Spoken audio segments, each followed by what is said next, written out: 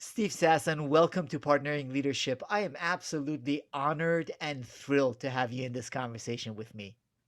Well, thanks for inviting me. This has been, it's really very nice opportunity to talk about some of the history behind the development of digital photography. You've had a significant impact, as I was mentioning to you, on so many people's lives. If we really reflect on it, Steve, all across the globe, from sub Saharan Africa to Latin America to Asia, at any moment in time, there are many people capturing moments in their lifetimes because of your invention. Do you ever reflect on the significance of what you did? Well, I must say, I don't spend a lot of time thinking about that. I think back about, how it all started, and started in a very small little room, and we started working on it because it was an interesting problem to try to solve. I would have never imagined, even in my lifetime, that we would have made so much progress uh, on a difficult problem that we started on trying to solve in the 1970s, such that it would be so ubiquitous, as you just indicated. So uh, I guess I'm surprised as anybody about how far this has come from those first experiments. So, Steve, you grew up in Brooklyn, and it sounds like you loved tinkering with technology even as a little kid. Oh yes, I did. I did. I grew up in the Brooklyn, the Bay Ridge section of Brooklyn, and middle class family. Lived in a row house in Brooklyn, and I just got interested in science. I had a next door neighbor. His name was Don Reinertson, who's a noted author on technology and development, and he and I started to get interested in different things. We started with chemistry, actually. And but chemistry get us into trouble because we kept blowing things up, smoke bombs, thermite things. So that turned out to be a bit of an issue. If we had tried doing that today, we would have been arrested, I'm sure. But then we gradually got into electronics, and that was a little bit tamer. And it was, it held a big fascination for me. And I was very much the subject of my times. This was the time when the space race was starting to take off, and I just loved the idea of action at a distance, radio, stuff like that. I became a ham radio operator, and I put up an antenna on our little roof in our row house and started transmitting, and completely knocked out all the television sets in the whole area, that kind of thing. Played with building radios and stereos. And I used to get all my parts. One of the advantages of living in Brooklyn is it's very dense, obviously. And so people used to put their excess or surplus or garbage electronics, old TVs and radios mainly, out on the curb to be picked up on a certain day. And I would wander the neighborhood and pick up these very valuable carcasses and drag them back. And I would do these autopsies to pull off all the parts. And then, my parents weren't too happy with that because I had all these chassis piled up in the basement. But that's where I got all my parts. And then the parts I didn't get from there, I used to go down to uh, a place called Radio Row. And if any of your listeners are from New York City, they'll remember the old surplus military Radio Row down in Lower Manhattan. And I used to go down there in Vesey Street in that area, and buy the parts that I couldn't get off of the consumer electronics. Usually they were more dangerous parts like giant capacitors and things like that. And so that's kind of how I started, is I started scrounging things to build ideas that I had, and sometimes they came from magazine articles. Sometimes they came from library books that showed me the circuitry, and I would try to simulate those. And in the process of doing that, started to learn some about some fundamentals of electronics and electron tubes and things like that. So this is how I got very excited about electronics. And I also got in the habit of building things that were thoughts that I had. So if I had a thought, the way I expressed it was to build it, and to go down to the basement and find the parts necessary to build the idea. So, and those two things came together for me much later when I was at Kodak, where I kind of did the same thing in terms of implementing the idea around digital photography. So So it's funny how So your childhood goes directly on. You never really leave it. yeah, and you got a chance to play on with that childhood for your education. When you went to graduate school, you continued your studies and tinkering with these things. Now, why? Obviously, Kodak was a significant organization, both with respect to technology and other aspects. Why did you choose to work at Kodak?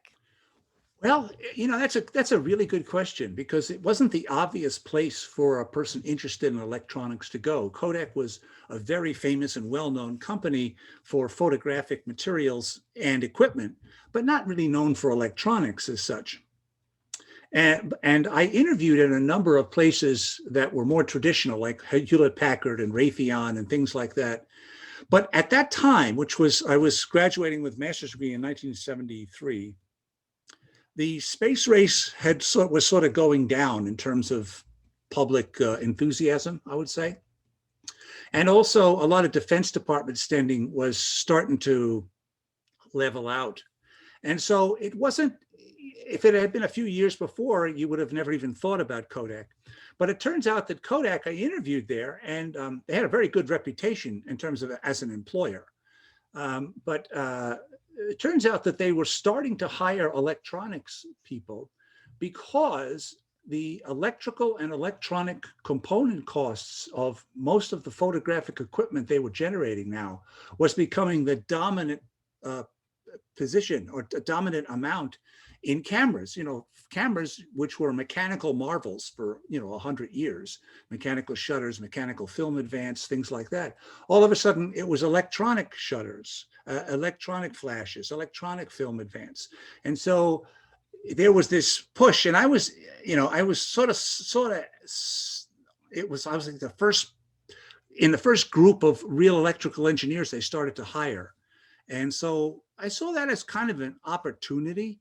And when I interviewed there, I interviewed, as most big companies have many divisions, I interviewed in a number of divisions. And the one division that really attracted me was this place called the Apparatus Division Research Laboratory. Kodak was divided into two really big sections. The first section was obviously photographic film and paper, where they manufactured that. And then the second big division was the Apparatus Division, where they made all the equipment that utilized paper, film, cameras, projectors, printers, things like that. And it was the research arm of that division that I interviewed. And they had this wonderful group of people, and they had different groups, a math group, a physics group, a materials group, an electronics group, and it was this interdisciplinary mix that really attracted me.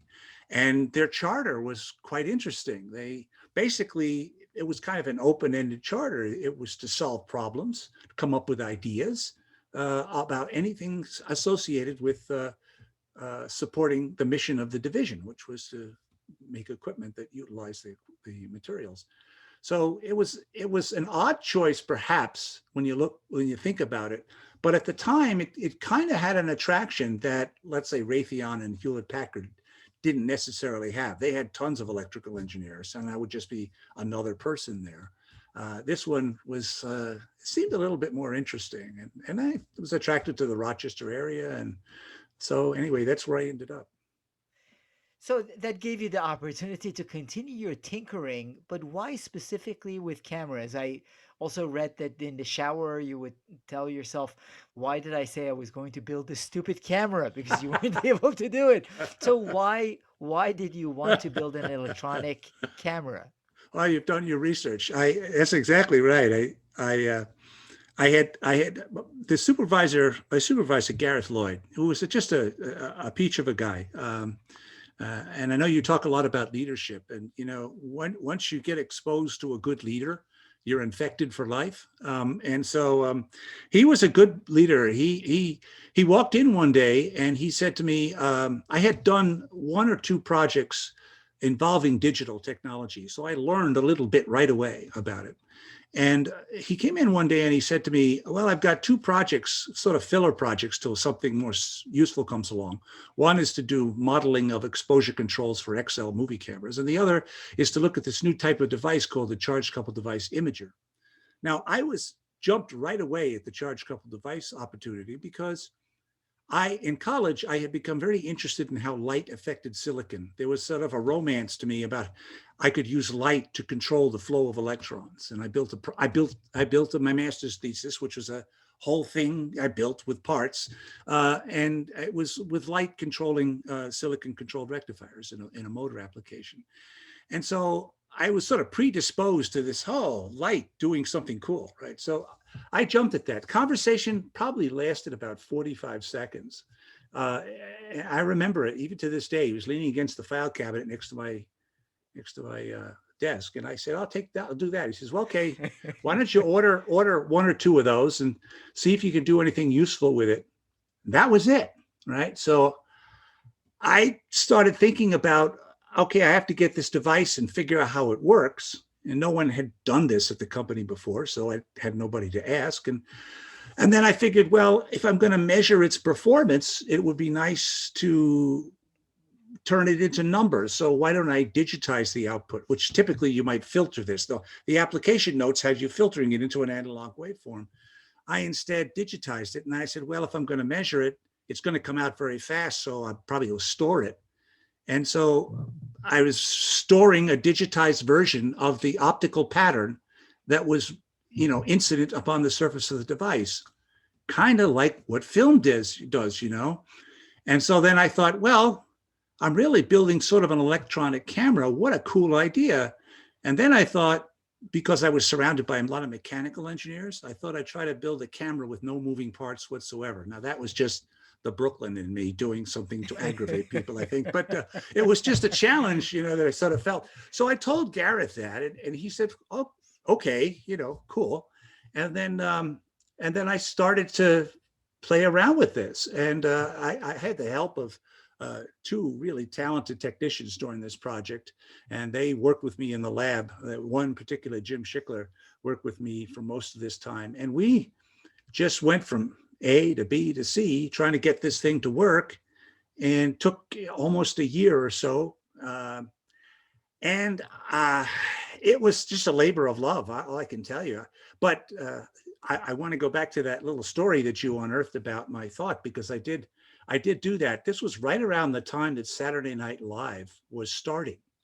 And there was a young comedian, Gilda Radner. She had this character that would go on at great length about how she thought something was so true. And then when she was corrected in terms of mishearing one critical word associated with her whole litany of stuff she just went through, she would just say, "Oh, okay, never mind," right? And I thought, I'm going to have to go into Gareth and say, "Well, never mind," because this thing will never work. So that's what I used to think about sometimes in the shower. I used to say, whatever gave me the thought that I could go and build an entire, this wasn't just a camera. I also was going to build something to look at the picture on a television set. So it was an entire photographic system based completely on digital technology with completely replacing film and paper. Where do you get off doing something like this, So that's kind of how that all started. But luckily, I was in a very supportive environment. And my supervisor, as I mentioned, Gareth Lloyd, was just a very supportive person that recognized that, we were trying something really white space here. He gave me a lot of room. And basically nobody knew what I was doing. I mean, that's basically how it all went. I'll put it this way: the only person I talked to on a regular basis about the project, when I had every other week, you'd have a sit down with your supervisor, which was very typical. And and this was just one of the things I was working on. I had to earn a real living doing real problems, but I would mention about the camera, how it was going and all that kind of thing. And he'd shake his head and say, "Yeah, great." And then when it was actually working in December of 1975, I was very excited, and came in and I told him. And I'll never forget what he told me. He says, "Well, we'll bring people into the lab and show it to them." And I said, "No, it's portable." He didn't even know I was building a portable camera. I mean, that's how, there wasn't a lot of discussion about it. By the way, I probably wouldn't have encouraged it anyway, because the more somebody knew about what I was trying to do, the more they would know how much I failed when I failed to reach it. So I suppose I was probably didn't support that either. But anyway, that's kind of how it unfolded in that way. So, Steve, that first time when you realized that you can actually take a picture with this thing that you have created, which was 8 pounds. So it's big, but enough, small enough that it can be carried around. When was it? And did you have goosebumps seeing that, oh my God, it can capture images electronically? Well, yes, it was. We built this thing, and like I said, it took approximately a year. I don't remember exactly when I started, but I do remember the day we took the picture. And it was about a year or so. And that whole time, I was just struggling with all these different modalities of electronics. I was dealing with this very strange CCD device, which was really weird. And then I was dealing with a lot of analog electronics in terms of power supplies and some of the analog processing I had to do coming off the CCD, and then the digital electronics, and then a microprocessor, which was also brand new at the time. So I was sort of melding all these technologies that had never been really worked together before, as far as I could tell. Uh, and so we were going piece by piece, and we never saw anything until the entire thing was done. So think about this. It was an imaging system that you had to see if each piece was working by measurements, by oscilloscope traces or voltage measurements, but you couldn't see anything. Okay, there was no seeing anything. And yet that was the whole object, right? So it wasn't until in December of 1975, when we had completed the camera and we had measured the bits going on the tape, and then we had built this playback system, and we had seen how we could do a test pattern and maybe it could show up on the screen. So finally, one day, I think Jim suggested, well, we should just take a picture, which might seem obvious, but it just, didn't occur to us before then, right? Because you're working on all these different things. And so the first picture is an interesting story too. It shows you how you can do silly things. It's funny looking back on it. I picked up the camera and we were in our back lab, which was poorly lit and also, nothing scenic in there. And I walked out the hallway and down the hallway, and I went to, there was a young lab technician. Her name was Joy Marshall, and she was sitting at a teletype. And she knew us as the crazy people at the end of the hallway, And I said, can I take a head and shoulders shot of you? And she saw me holding this thing, which, was a really weird looking contraption. And she said, okay, So I did. I took a shot, and the exposure was 50 milliseconds, and the image was captured in 50 milliseconds, but it was captured to an onboard digital memory. And then from that, it was read to a slower, more permanent form of memory, which was the magnetic tape, which was a little Philips cassette. And the Philips cassette started to move. So that's how I knew I had a picture coming together. And so I walked back to the lab and popped the picture tape out, put it into the playback unit, and it did sort of the opposite. It reassembled the whole picture, and then we had to assemble it into a format that was suitable for a television screen. And it took about 30 seconds to do all of that. It was all microprocessor programming, which we had never done before either. And so, and then up popped the picture. And the first picture, you could see her face. She had dark hair, and she was against a light background. So you could see the light background, you could see the dark hair, but her face was complete static, totally unrecognizable. Now, Jim and I were thrilled at what we saw, absolutely thrilled, because we knew 1,000 reasons why you might not see anything at all. That's what we were expecting, right? The fact that everything was lined up and the pixels were in the right place was terrific. Well, Joy had followed me back, and she was standing at the entranceway to the lab, and she saw what came up on the screen. And then we turned around, we saw Joy, and she just looked at us and said, it needs work, and walked out, right? And what I had done when I signed the playback unit, they were done at different times, and I had just reversed the order of the bits. So each pixel was digitized to a 4-bit word, which was enough to get somewhat of a grayscale impression. And when I designed the playback system, I put the most significant bit first on the serial recording, and then the next most significant bit right down to the least significant bit. But when I designed the playback unit, I reversed the order in my mind. So what that means is If you have all zeros, which would indicate a dark tone, a black, or all ones, if it was a very light tone, well, it didn't make any difference what the order was. So that's why the hair and the face was okay. But anything that was in the grayscale area was completely messed up, and that's why it looked like that. We figured that out, and I changed some wires, and that was our first picture. And that was around December, I think about December 9th, 1975. But I can see, Steve, as this is a great invention on one level. On the other side, it's an 8-pound contraption that at that point was 0.01 megapixels black and white image, where people would look at this at Kodak internally and say, who would ever really want this? So, what was the initial presentations like as you had to communicate this new invention internally, both with your supervisor and then on up? Well, yeah, you hit the nail on the head. We once this was working, Gareth suggested that we start showing it to people. Now, when you're in a large organization like Eastman Kodak Company, and I think this is probably a common issue with any big company, is you sort of work with the level of management that you're comfortable with, and then once they get comfortable with it, then they show it to their bosses and bosses. So it goes up level by level. And the demonstration that I put together was pretty much the same, no matter what it was. There was a conference room about 50 feet down the hallway from my lab. It was a windowless conference room, long and thin, could hold about 12 to 15 people, long table down the middle. And what would happen is Gareth would he would ask me to send out an invitation to the people that he indicated we should send it out to. Remember, I'm a 25-year-old kid. Nobody knows who I am. And so I would put together the meeting invitation. He would tell me who to send it to. And I entitled the meeting, I said, a demonstration of filmless photography, which was a really bad choice of titles, given the audience I was talking to.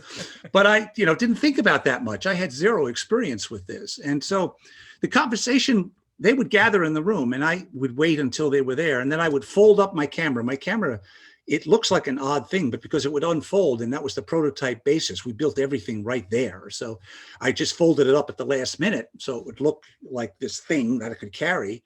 I would walk into the room and I would take whoever was sitting on the right side, right in the front, I would take a head and shoulders shot of them right away.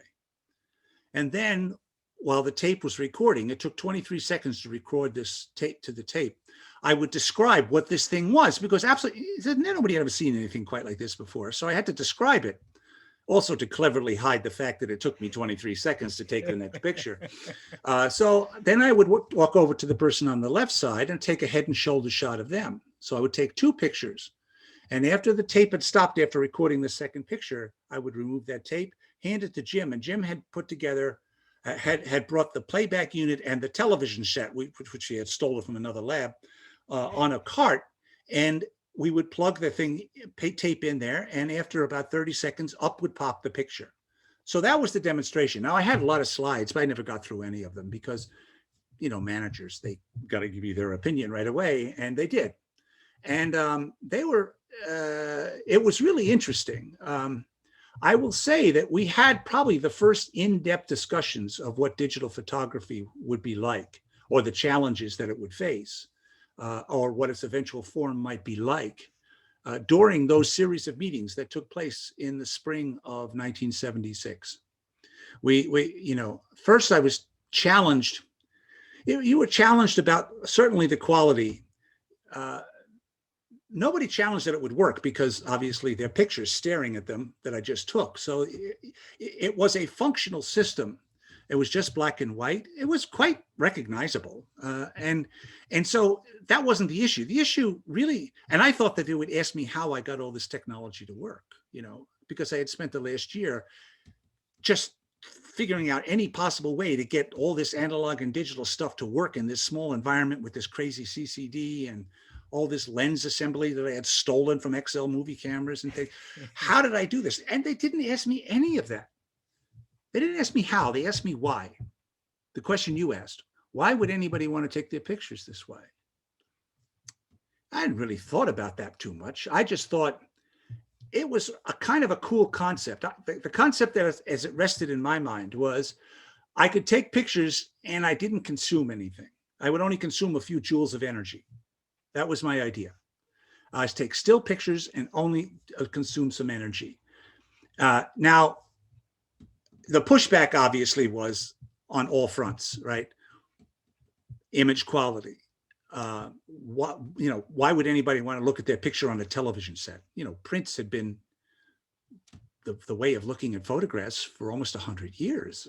So why would someone stop looking and look at a TV set, right?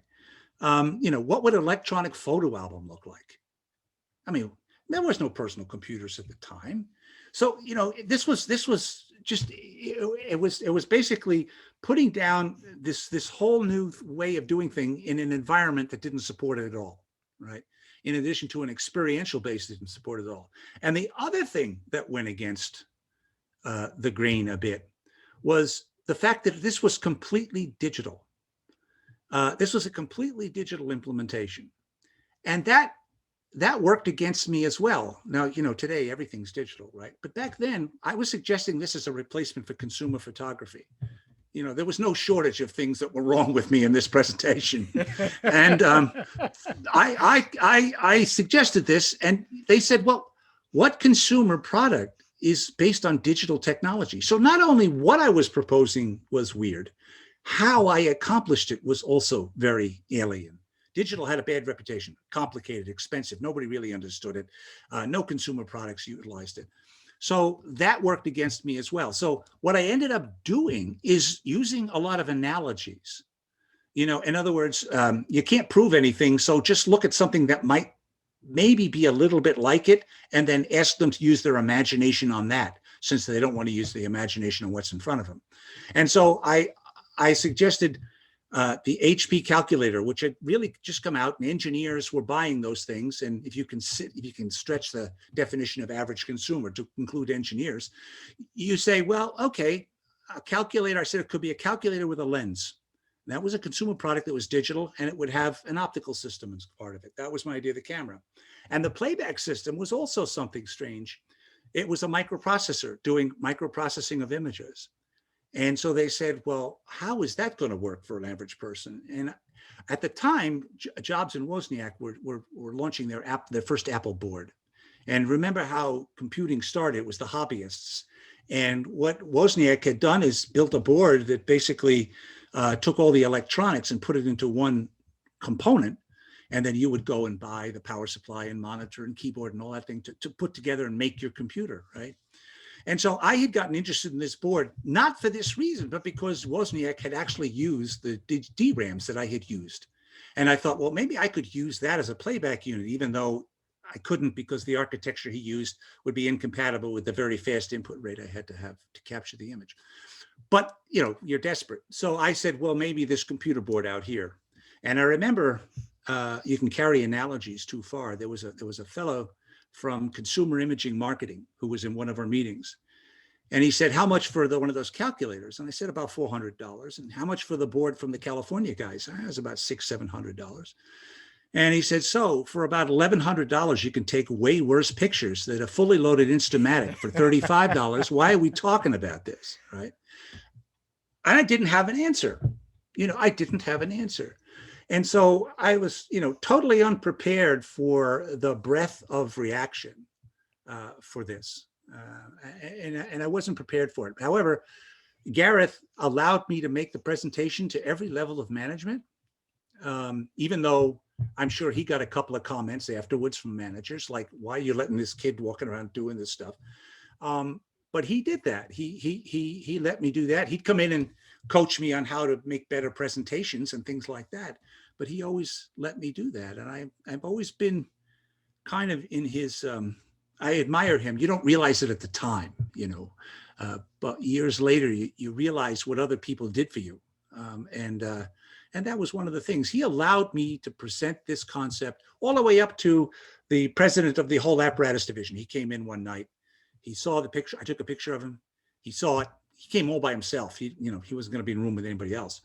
And he and I'm told I didn't hear him say this directly, but Gareth Lloyd, he's since passed away, but his wife told me this story that Gareth came home that evening, and as he walked the vice president out of Kodak, he asked, should we keep working on this? And he looked at him back at Gareth and said, yes, yeah, you should keep working on it, and I hope you fail. And he walked out. So anybody thinks that Kodak management didn't get it, they even saw it in this crudest of demonstrations in 1976. They saw it as a potential disruptor.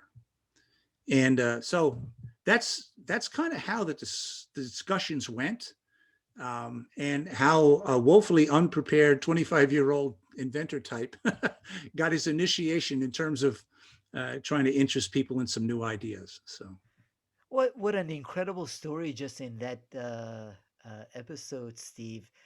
Obviously, a 25-year-old inventor that was given an opportunity and support and the tackling that it takes by Garrett for you to be able to make these presentations.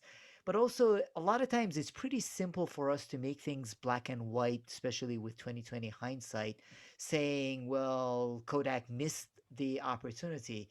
Here, you were presenting filmless camera to a company that had 95% of the market, 90 plus percent of the film market in the US, 85 plus percent camera. And in essence, it was a razor and blade strategy. The margins were with the film, so they were still supporting you in developing this thing that would potentially kill the business. But it does make it really hard. What do you do then? Now, as you have this, you see the future, but how do you decide from there? Now, also, I know in 1987, you built a transceiver which CBS had bought. They covered Tiananmen Square in China, but Kodak didn't want anyone to know about that experience either. yeah, and after the 1976 prototype camera demonstrations, we applied for a patent, we got a patent. Then I was promptly told never to talk about this to anybody. And I didn't. It wasn't any public acknowledgement of the story I just told you until the year 2001, just to show So, you. just to that point, Steve, were they hoping no one else would get there either, or were they hoping that it would delay other people landing on digital photography? Well, the only time I got calls was when the patent was issued. It became public, obviously, and so they saw Eastman Kodak, filmless photography. What's Kodak doing there? So they found my name. They would call me up, and of course, I was told send him to the public relations department. So that's what I did. But we worked continuously on this idea. The reason Kodak was very quiet about this and all of the other subsequent research, it's certainly, this was just the beginning. There were lots of people that got involved, really smart people that got involved with this and were working on all aspects of this all throughout the 1980s.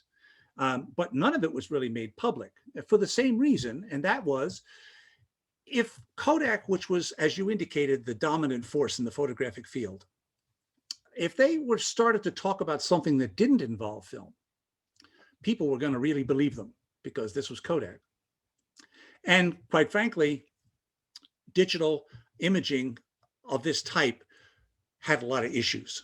It was never going to be as good as film in the 1980s, that's for sure, right? The resolution had to go higher, reliability, all of the things that we had sort of take for granted with film photography. We forget that film camera that we held in our hands in 1975 was as a result of 100 years of development, right? So that same level of intensity had to take place in this whole new technology. And so they didn't want to get people excited about something that wasn't close to being perfect. As Kodak was interested in making very good images for everybody. So that's kind of why they were very quiet about it, in my opinion.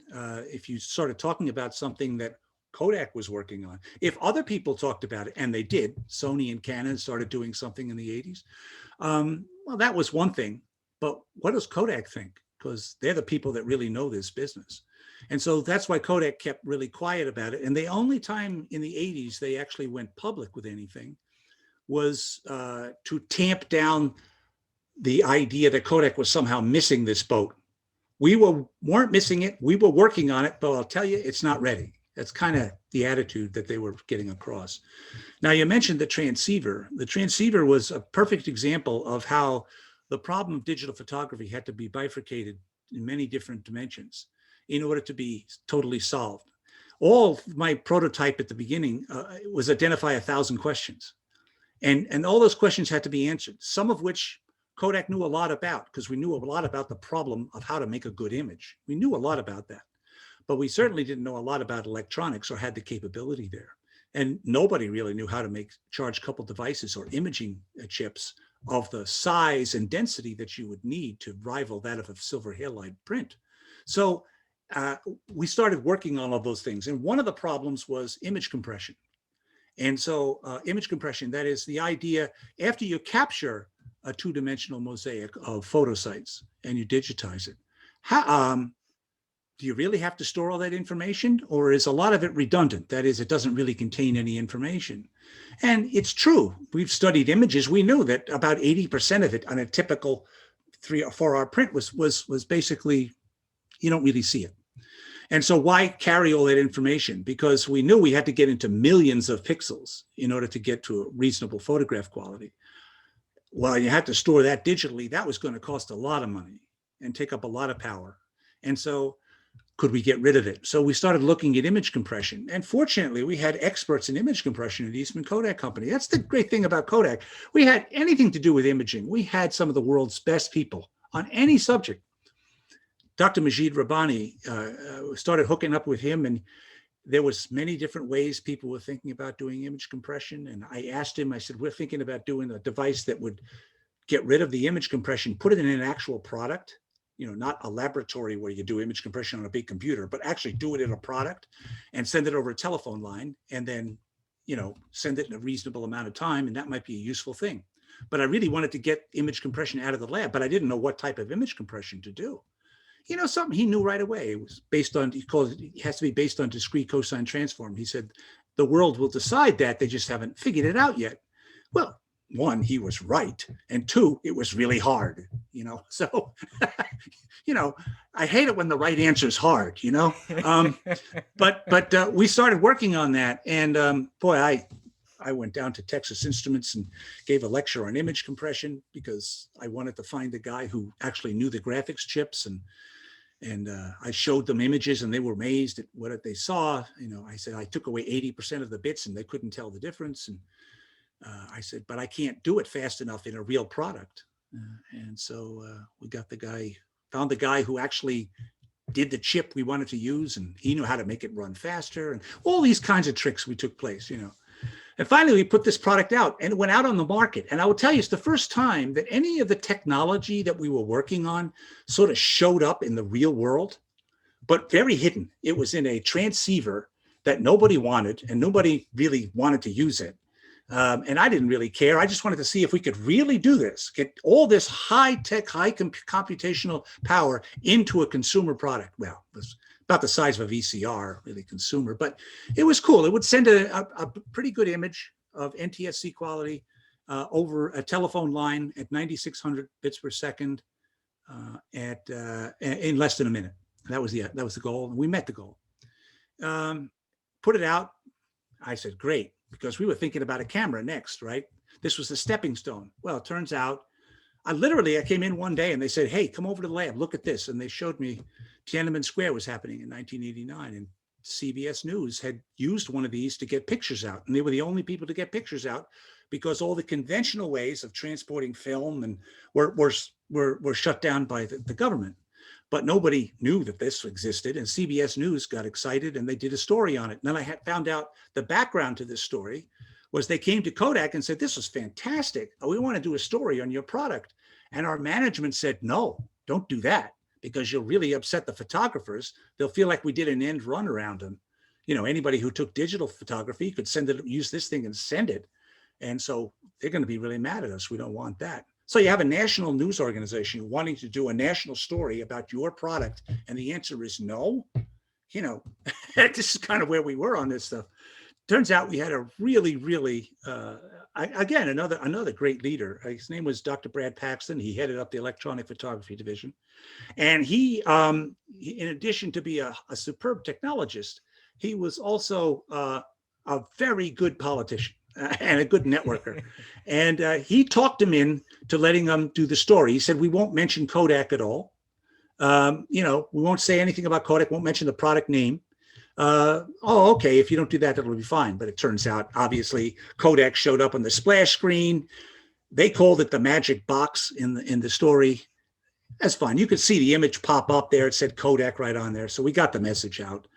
I'm sure Brad got in some trouble for that. But anyway, that's how it got out. But that's kind of an example of a stepping stone in a long trail of a technological innovation where stepping stone sort of leaks out, and pops its head up and said, hey, I'm coming, and it was 2 years after that we built what we called eCam, which was a DSLR using this same image compression and memory cards.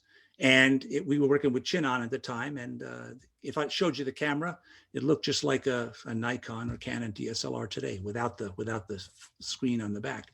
And it was operational in 1989. And that So, Steve, obviously, the great work that everyone at Eastman Kodak did contributed to a lot of different technology, a lot of patents. And I understand that even Apple's first camera, the QuickTake 100, was designed and built by Kodak, although Kodak didn't really want anyone to know that they built it. Yeah, that's a good example of the technology was progressing so far inside of Kodak that Apple came to us. And if you remember the early days in the early 90s or so, Apple was considered the imaging computer, right? If you worked in images, you used an Apple computer. And they wanted an on-ramp for images. And so they thought, could we get one of these digital cameras, which we know are coming? And who do you go to? Kodak, right? Well, Kodak had the capability to design the camera. We just didn't want anybody to know that we designed the camera. So the fellow who was the chief project leader on that told me the story that the management was okay with us designing and building a camera for Apple, but it couldn't say anything about Kodak being on it. And it couldn't even look like a real camera. So that first Apple QuickTake 100 looks like a pair of binoculars, you'll notice. It doesn't look like a camera because it can't look like a real camera. So you can sort of see how we were really paranoid at letting the world know that we knew a lot about this. And so that's a true story. But Kodak spent a lot of money and time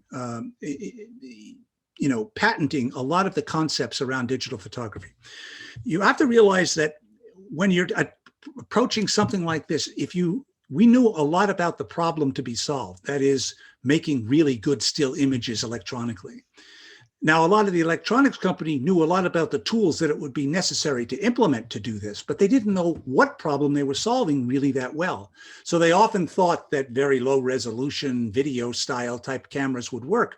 We knew that would never work. You can't replace a technology with something worse and say it's better, right? We knew that. So we knew a lot about it. So we started defining the architecture behind cameras and printers and systems. And we had a very active and very powerful intellectual property department, and we filed a lot of patents. So we had a digital imaging portfolio of patents. Now, traditionally, Kodak was the photographic industry, when it came to silver halide, was a very polite industry. We didn't sue each other. Fuji and Kodak weren't suing each other all the time. Agfa, we weren't in court all the time. We settled any arguments we had out of court because we knew the only people that benefited there were the lawyers, right? So basically, when we got into the world of digital imaging, which was in the late 90s, the electronic companies came from a totally different world. They sued each other all the time.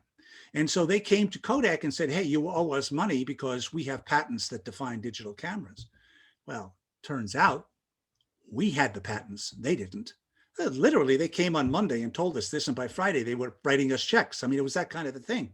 So we started a very intense effort in defining our intellectual property portfolio. We selected a bunch of patents and we started to assert them, which culturally wasn't very comfortable for Kodak. We had to form a whole new division for this, or a new group of people to do this. And so we started doing that. And it turned out I was involved with this actually, because one of my patents, there were four of the key patents they threw at them. And one of them was mine, and mine and Bob Hill's, the ECAM patent. And so I was involved with it. And also they asked me, because I was a project manager, I had managed some big projects. They thought, well, you manage the patent litigation going forward. So I moved in and lived with lawyers and licensing experts, which was a whole different experience worthy of a book all by itself. But in any case, this went on and I ended up testifying and all this kind of stuff. But I really got to see the breadth and the power of the intellectual property portfolio. So it turns out that over the early 2000s or so, just about every camera manufacturer, every cell phone manufacturer that I know of has licensed the intellectual property that Kodak put together in terms of defining some of the fundamental architectures behind digital cameras and printers and those kinds of things. And that was because we had spent the previous 15 years or so doing what we kind of did best, which was research the fundamental problem, suggest a solution, and implement it. But we didn't tell anybody about it, but we certainly recorded. That's the point, Steve, that I think it became more of an organizational issue where the invention and the improvements had been consistent all throughout. At that point, it seemed like the executives at Kodak were seeing the writing on the wall, but the challenge was replacing what was a very profitable technology. I think you even made presentations to the marketing group, and in essence, they would say, "Why should we sell this, or why would we sell this? Because it goes against what we are making money from." Exactly right. The technology was advancing, but the business model wasn't there. At least a business model that could compete with the one we already had. I mean, let's face it, photographic film, I hope it's not a surprise to anybody, was one of the most profitable products, mass consumer products ever devised by man. It had a very large barrier to entry. It was hard to do, so very few people could get in it. It was extremely profitable once you've capitalized all of your initial manufacturing costs. And so, if you're going to go and replace that with something where there is no recurring revenue stream, where you have educational and reliability problems, and then, of course, the whole printing aspect of this might not be as well. The business model wasn't there. It was basically really cool ideas, but show me the money. So I think that's what struggled with. We did have some cultural problems as well. The idea of image compression, for example. There was no analogy to that with photographic film. When you took a picture, what was resident on the negative stayed there, and you had every single photon that was recorded was still there, and its impact was there. You could extract it if you wanted to work hard enough. In the case of digital, we were suggesting, well, we're going to capture all this information, but we're going to throw away 80% of kind of what we capture because you can't see it anyway. And they weren't comfortable with that at all. You won't do that with my pictures, right? So this idea of just it was a cultural thing more than a technical one. And so on the first early cameras that Jim McGarvey and his great team that took over the commercialization of DSLRs and professional cameras in the early 90s, for the first things they had to do was put a switch on their cameras to shut off the compression if you wanted to do real photography. So these are kinds of things that you come across that are not technical, but they're based in the culture and the history of the company. What made you great to that point maybe no longer is an asset to you. And so it's just an example of that. But you're right. There was a lot of pushback on this whole business model. And that's the challenge that I would love to get some of your thoughts and perspective on, Steve. In that, again, even by 2005, Kodak was the leading digital camera producer in the world, but images became dematerialized. People didn't want to print their images anymore. So the whole concept continually changed and shifted. So, reflecting back on the leadership as they were handling this, uh, uh, there's a statement: new companies are encouraged to challenge existing business models, right? They're rewarded, whether it's the Amazons or the Teslas of the world, but established companies have pressures to maintain status quo. There are shareholders that are getting money because film is being sold. The CEO, the board is holding the CEO accountable for that. There are team members that have been hired because of their capability on film, while the future was digital. So when you reflect on these leadership lessons, especially at the point when digital uh, the writing was on the wall, which by late 80s, early 90s, it was obvious this was going to become a real thing. How do you think the leadership could have handled it differently for Kodak to have been able to better transition to a different future? Well, let me just put a finer point on one sentence you just said, and that was it was obvious in the late 80s and early 90s. I think to the technologists, that's true. But to the marketing and to the business planners, it wasn't really true. There were still opportunities for it to fail or to only adopt for a niche. Okay. Remember, film was improving as well. The whole advent of T-grain emulsions and things like film was getting faster and better, and cameras were getting smaller. And so, it wasn't like film was just sitting there. So it was sort of a race as such. So I think the broad population, if you're up to all the disciplines that make up a big company, they don't all come to the same conclusion at the same time. That's all I'm trying to say. But let me tell you that of the management that I had the honor and privilege of working with there, and I mean George Fisher and Dan Karp and Antonio Perez, all three of those people, they got it. They saw it coming.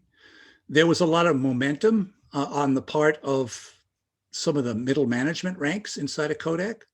Um, I, I don't think there's any denying that I think if you ask those guys, a lot of their battles were inside, not outside, in terms of getting people to change. Everything from reward structures to what they were comfortable with to just getting used to a new technology. Then you couple that with the way the world was changing. The internet was starting to come into being, right? We haven't even gotten to social networking yet, right? And so photography was being viewed as something different now. It was no longer something to capture a moment, memorialize an event like a wedding or something. It now became something more casual, where you would record an experience or share an experience with someone and do it instantly. With the internet, you could do it instantly. So the picture quality didn't have to be that great, which is what Kodak spent the last 100 years trying to get better. Now, all of a sudden, it didn't have to be that great. It just had to be more immediate, right? And so what Kodak was facing was every grain of sand under their feet was shifting. And so it was very hard to try to adapt to all of that and to absorb where all of this was going. I would say in the late 90s or so, when we had the first megapixel cameras, and I would say, as we call it, the dominant design of a digital camera, a still screen on the back and button and memory cards and all that. That was kind of in the late 90s when that started to appear at 1 megapixel, 2 megapixel cameras. That's when it started to get very serious, right? But it really didn't take off until the mid 2000s, when obviously then it really took off, right? So it happened sort of gradually. It was in 1997 that Kodak introduced the APS film format, which was a new film format. And I remember being in Kodak just shaking my head at the fact that we were launching an entirely new film format in 1997, when it was really obvious to most people that digital photography, you could argue when it's going to like bankrupt you, okay, but it was going to radically affect the business model. And yet we were introducing this new film. And the argument was simply, if we spend a lot of money and it extends the life of film one more year, we'll make so much more money than if we go into digital now. Okay, but that's a business decision. It's sort of a short-sighted business decision, but that was kind of the decision that they sort of ran to, and a lot of people in the company disagreed with it. But the technologists largely, but a lot of marketing people that were on board were much in favor of this as well. But I don't think anybody on that side of the equation had a business model or a profit activity that came close to what film could do. So what's the right business decision? What's the right answer for shareholders? It is really hard. I mean, at times people have said Kodak was overmanaged, underled, arrogant culture, 125 years of success that didn't let them see it.